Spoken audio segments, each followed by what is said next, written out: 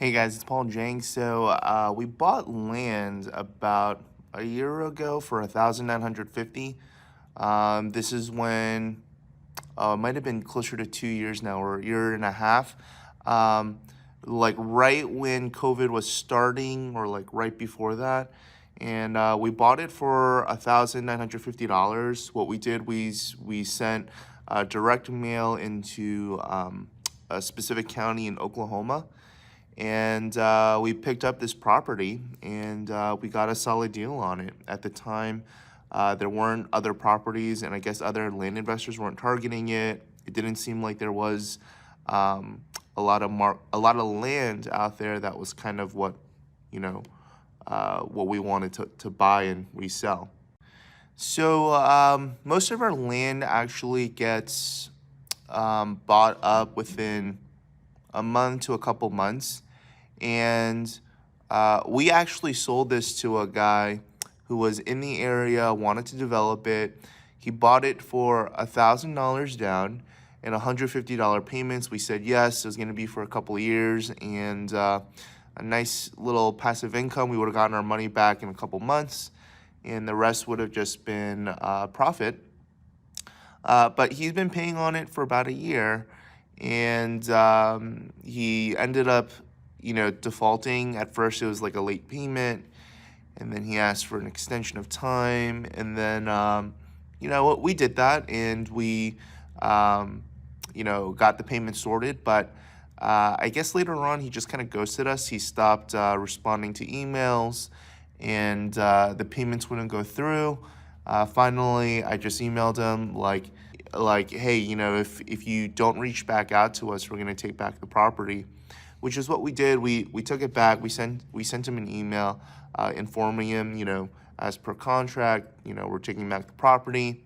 His phone line that we used in the past to communicate with him, it was no longer in service.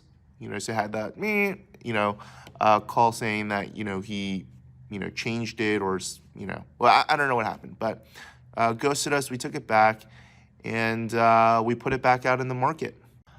So we posted the land up for sale. In the past, I used Craigslist and Facebook Marketplace a lot to sell land. At this point, I really don't do it as much. I just paid for a subscription at with lands.com, and they have 3 websites: Land Watch, Lands of America, Lands and Farm. They have some other websites that they bought, like Lands of Texas, and but they have something called a property control center, and I just throw it up there. I have my virtual assistant do that, so I'm not really doing it myself. And we put it back. We got a couple inquiries.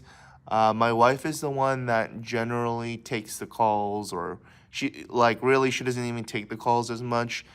She'll just text message the person and see what questions they might have, and then if they're really interested, she'll take the call. But we actually make it a little bit difficult for them to, I guess, buy from us. Not that we don't answer our calls. We just kind of found if the people that are ready to buy know exactly what they want. They just need a couple questions answered. They just need to make sure you're a real person, and they're ready to go. But this person, basically, we gave them a slight discount. We priced it a little bit higher than what we did initially, because the market was going higher after things started opening up. People just, the real estate market just got hot.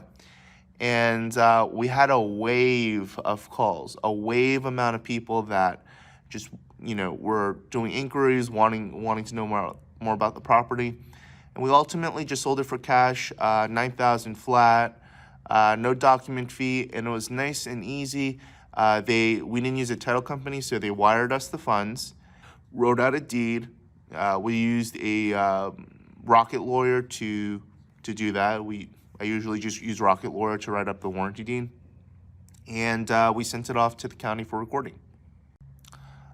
So after we got our $9,000, we sent it off to recording, and after that, it was pretty easy. We just allocated the funds over put some of the money for our own use, and then, put some of that money back for land acquisitions and some, marketing expenses, things like that.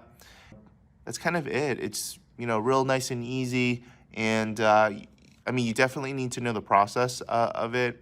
But once you do it 1 or 2 times, it's just kind of on repeat. And I kind of do more of the data and acquisitions, that kind of stuff. My wife's been helping me out with, the calls and the actual sales. And we have a couple virtual assistants to do a lot of the legwork, a lot of the posting, the pictures, even sending out mailers. Like, all that stuff has been kind of outsourced. So, really, I spend maybe 2 hours a week on this. My wife, she does it kind of periodically whenever she has times, because she's a stay-at-home mom. She just watches the kids and like just text messages, really, whenever there's an inquiry. And that's kind of really it. And we just keep doing it on repeat and on repeat, whether it's a cash deal or whether it's a terms deal. One of the concerns that I had with the terms deals was, like, how do I get a property back? But the way we set it up with our contracts, it's a pretty easy process. And in most cases, usually, like, they'll just ghost you. So, like, if there was ever a legal issue, you have the paperwork for it. It's been a blessing for our family, at least. If you want to check out the course, it is in the description below. Otherwise, have a good one.